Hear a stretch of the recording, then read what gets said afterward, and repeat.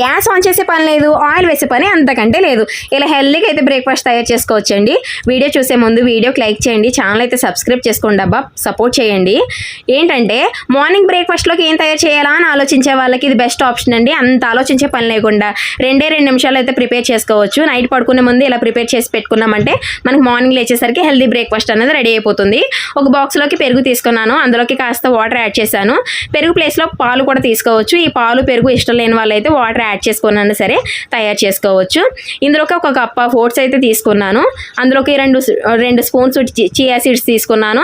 ఈ బాక్స్లో ఏంటంటే పంప్కిన్ సీడ్స్, సన్ఫ్లవర్ సీడ్స్, బాదం, కాజు ఇవన్నీ వేసుకొని స్టోర్ చేసుకున్నాను. ఇవి కూడా యాడ్ చేస్తున్నాను.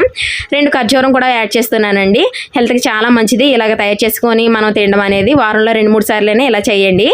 ఇంకేంటంటే చిన్నప్పుడు ఈ గుమ్మడి గింజలు తిన్నప్పుడు పెద్దవాళ్ళు అనేవారు, గుమ్మడి గింజలు తిన్నవాళ్ళు పొట్టిగా ఉంటారు, ఎదగరు అనేవారు. ఈ మాట మీరు ఎప్పుడైనా వినుంటే కనుక కామెంట్ చేయండి.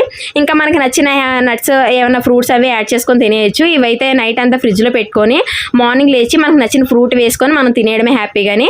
నైట్ అంతా ఫ్రిడ్జ్లో పెట్టుకోవడం వల్ల మనకి ఇవన్నీ నానిపోతాయి. నేనైతే మ్యాంగో వేసాను, ఒకసారి ట్రై చేసి చూడండి, చాలా బాగుంటుంది.